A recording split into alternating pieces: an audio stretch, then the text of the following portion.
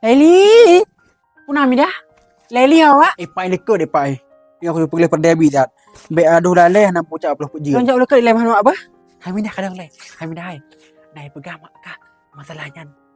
Saya pilih lonjak kena lonjak dengan masalahnya. Hamidah kapan tu pilih Mahdi bah. Lagi hanan untuk Leli dan aku wah. Makaji yang aku pegang kenyang.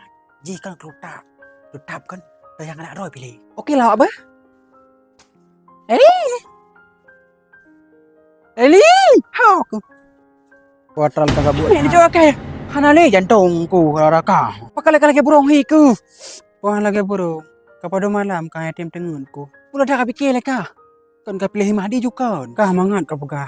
Long le kenangan goyangan bak tadi. Aduh kap ki goyang-goyangnya. Mini kau pilih ji kan bukan nak umut. Pengitan buat ihan. Kami dah kajak kena baik kajak damah pegalau long nah. Nyu kadinga lu Leli. Dari segi ganteng, liuh ki Mahdi. Dari segi harta, liuh ki Mahdi. Pula ke harapan nikah. Long trauma aku mida. Karena Bang Mahdi pernah selingkuh. Bukankah sifat manusia tidak akan pernah berubah? Hai, tapi Pilih kah?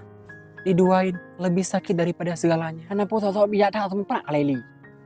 Oh, Kak Leli. Kak Leli, gue pegang lemak, gue you tahu sabar. Apa ukoi? Gue pegang lemak, gue nak dagun kuah luma. Mak pinah dah galak aku lu mak. Oh man kama. Kau jak perangkut, bagi dia kat mana? Hai Leli. Boleh kalau siapa yang tanya? Dono pika medan nah. Lagi ni mana? Nak saja putu mana? Kata dalam pagar deh koi. Bendu bahak mak. Alah, wami dah mana? Koi.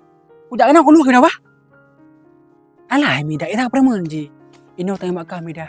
Kami dah kan soka pilih cinta ngan kesetiaan. Ubak Leli. Baik kata mak lu Leli. Udah ngamantau nah kamu mangku. Pusing ka begaje.